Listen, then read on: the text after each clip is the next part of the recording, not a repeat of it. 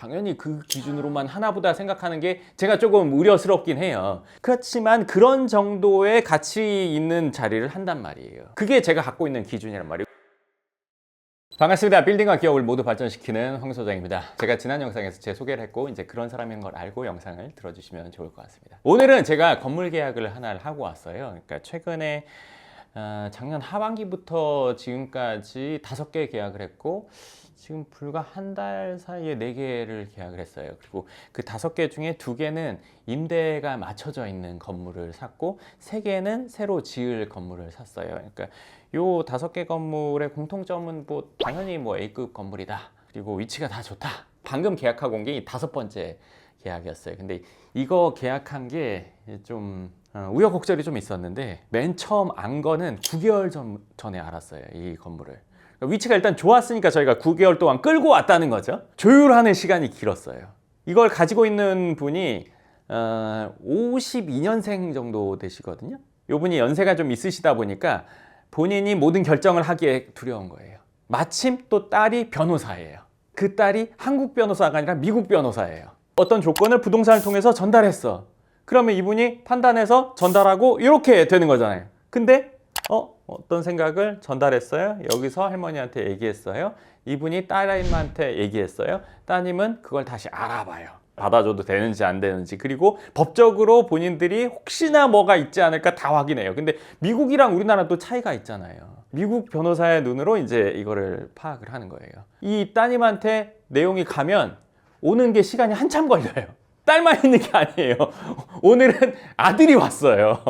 그러니까 딸, 아들, 할머니 삼각편대가 다 뭐가 돼야 되는 거예요. 근데 오늘 할머니를 보니까 할머니 성격이 보통이 아니에요. 한 1, 2분 만에 우리 엄마랑 비슷하다 생각을 했어요. 뭐 이거 좀 안 맞는 게 있어서 얘기를 하려고 했거든요. 근데 안 먹히겠구나 보자마자 알았어요. 이 9개월 동안 되게 힘들었단 말이에요. 계약금을 예를 들면 뭐 10% 그리고 이제 나머지 잔금하기로 했어요. 오케이 했어요. 근데 그 뒤에 이제 내용이 바뀌는 거예요. 예를 들면 딱 요 내용은 아니에요. 그거 갖고 실갱이 하다가 맞춰줬어요. 근데 이게 그 건물이 위치가 괜찮고 우리가 그걸 할 생각이 있는 상황이고 하다 보니까 무슨 조건을 조율하다 보면 자꾸 이쪽 조건에 맞게 자꾸 조율이 되는 거. 그러면서 시간도 겁나 걸리고 그리고 계약 날짜 잡았다가 2번이나 깨졌어요. 기분이 별로 안 좋을 거 아니에요. 입장에서. 그러다가 이제 변호사를 통해서 특약사항을 A4용지 1장 반으로 이제 써진 것까지 이제 받아봤는데 철저하게 매도자 입장. 우리는 맘대로 할 건데 너네가 다 감수하고 사. 뭐 이런 정도 내용이에요. 계약상에 문제 있어도 우리 줄 건 다 줘야 되고 너네는 그거에 대해서 뭐라고 할 수 없어. 파기도 없고 뭐도 없고 뭐 아무것도 없는 거야. 그냥 이 내용이에요. 알고 갔지만 그 자리에서 이의 제기를 해서 바꿀 수도 있는 거잖아요. 그래서 거기서 어떠한 내용을 가지고 이제 얘기를 하게 된 거예요. 할머니랑 아들. 너무 다 갑질의 내용이라 이거는 현실적으로 너무 맞지 않냐? 이런 얘기를 이제 변호사한테면 변호사는 합의돼서 하시기로 한 거 아니에요?만 계속 얘기하고 있고 그 내용은 제가 안 썼어요. 부동산에서 받은 거예요. 막 이렇게 계속 토스하고 자기는 모른다는 식. 할머니한테 얘기하면 진작에 다 얘기된 거 아니냐. 근데 부동산이라는 거는 거래하면서 당사자끼리 만나서 얼마든지 바뀔 수도 있는 거거든요. 금액이 바뀌기도 하고 조건이 바뀌기도 하고 한단 말이에요. 그래서 그런 얘기를 이제 하는데 할머니는 전혀 안 먹혀요. 이미 알고 있었어요. 생각해 보세요. 알고 있는데 말도 안 하는 거랑 하는 거랑은 다르잖아요. 말을 해서 안 됐으면 이게 안 되는 건지 우리도 최종 확인까지 되고 한 거란 말이에요. 안 될 것 같아서 말을 안 하고 했다. 그러면 계속 머리에 남겠죠. 이게 제가 일하는 방식이에요. 끝까지 확인은 해요. 그 일이 잘못되기 직전까지 확인을 해요. 같이 간 저희 본부장님이 막 얘기를 하고 꺼다 놓은 보릿자루가 아니잖아요. 같이 갔으면 저도 제 역할이 있단 말이에요. 말할 때 한 번씩 팍팍 했죠. 다 합의된 거 알고 있는데 객관적으로 본인이 산다면 이 조건 받아들이겠냐 이제 얘기를 한 거예요. 근데 할머니는 계속 못 들은 척 하시더라고요. 저희 엄마처럼. 뭔 말이야. 이 변호사를 계속 흔드는데도 변호사는 완전 초보 변호사더라고요. 아무것도 모른다는 식으로 계속 하고 있고 아들도 묵묵부답. 왜? 자기는 많이 받아서 엄마한테 받아야 되니까. 그러니까 아들은 객관적이고 뭐고 중요하지 않은 거예요. 그럼 당연하다고 생각해요. 무슨 말을 해도 아무 대꾸가 없는. 진짜 대꾸가 없어.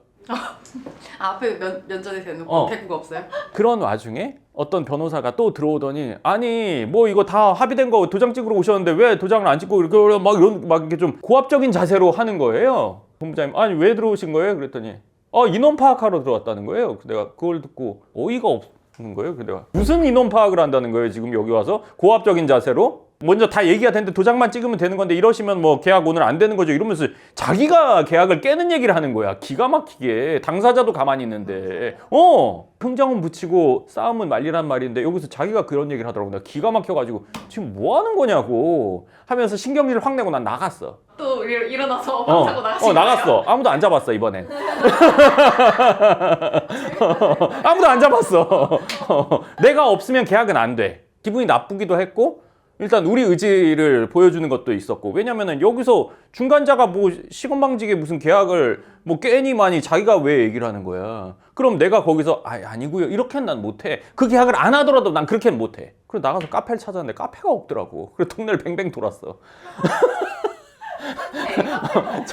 그래서 지하철역 근처에 가가지고 카페를 찾았어. 그래서 거기를 이제 들어가려고 하는데 전화가 온 거야 본부장님한테. 그래서 오시라고. 어떻게 됐어요? 해야죠. 이러면서 이제 그래서 나는 내가 나온 의미는 두 가지야. 계약을 안 해도 상관없다. 본부장님 재량에 맡긴다. 두 번째 알아서 해라. 어떻게 됐어요? 그랬더니 그냥 그대로 하기로 했어요. 이러는 거야. 우리도 그걸 알고 갔지만 어느 정도 얘기가 통할 수 있다고 생각했는데 애초에 그렇게 얘기해버리니까 이렇게까지 된 거지. 우리가 9개월 동안 힘들었단 말이야. 그거를 조율하느라고 다 너무 갑질을 하니까. 사실은 좀 기분풀이 하는 그런 것도 조금은 있었거든요. 실제로 그걸 조율하려는 마음도 있었고 난 들어가고 싶지 않은데요. 계약하더라도 그랬더니 그래도 그냥 가만히 있으시라고 들어가셔서 이렇게 하시자고 이렇게 해가지고 했단 말이야. 그리고 이제 계약을 하고 중요해요. 돈을 넣고 그때 이제 아까 그 얘기한 사람한테 아까 뭐 장난이냐 뭐 이렇게 이제 또 얘기 다 하고 그랬더니 그분도 남지 그분도 그런 게 아니었고 어쩌고저쩌고 해서 명함 받아서 왔어.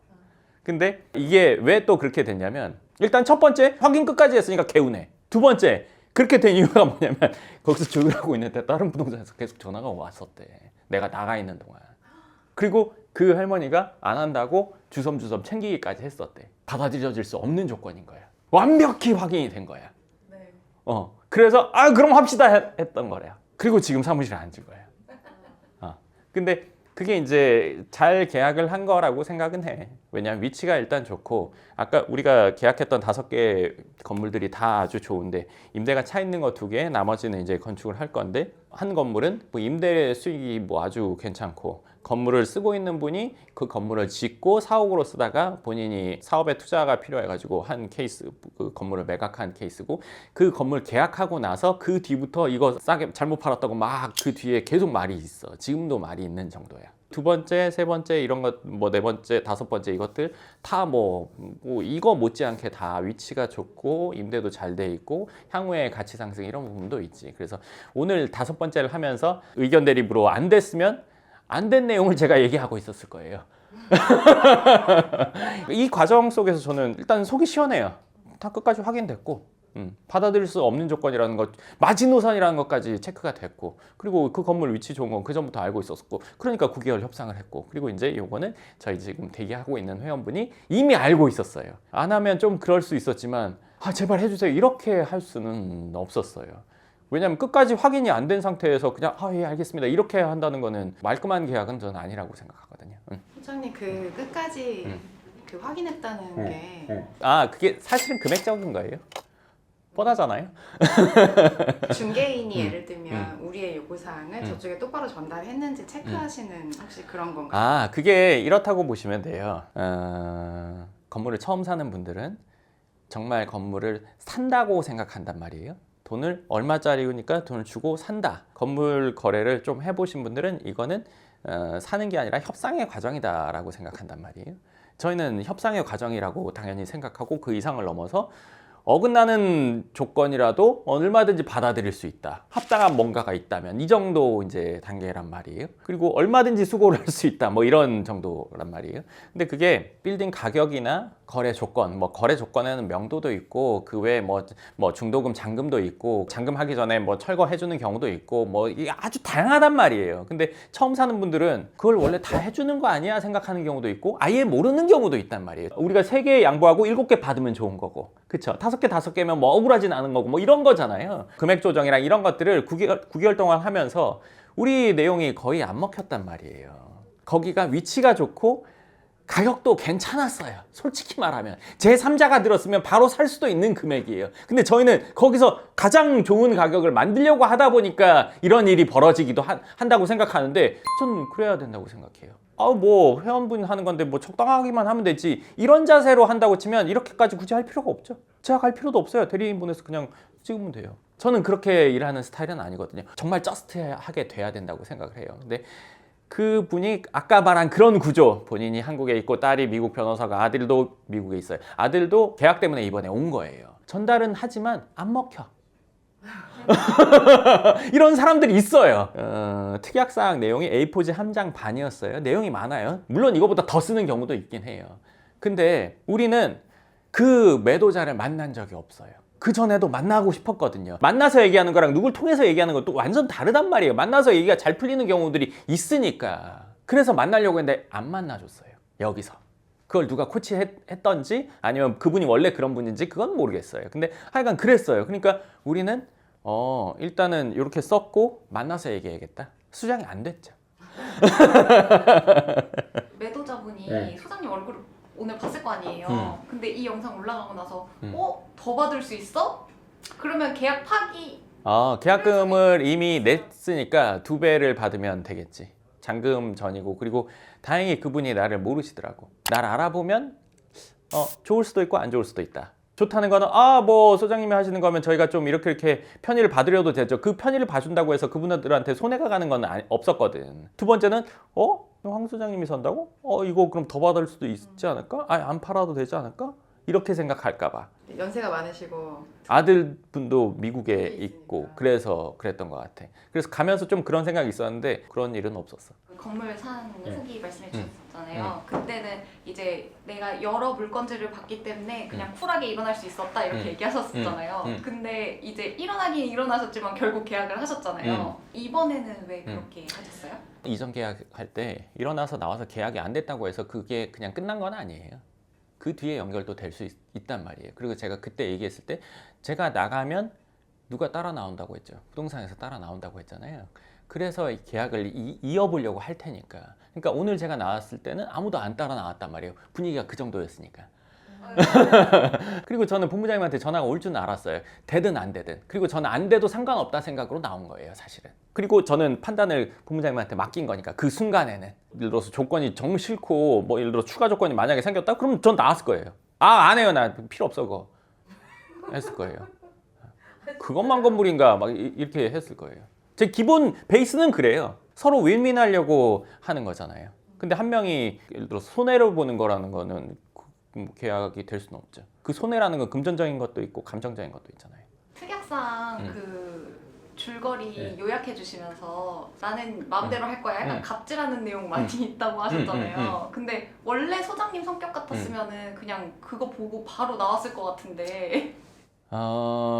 그거를 거기서 처음 본 건 아니거든. 미리 봤어 다.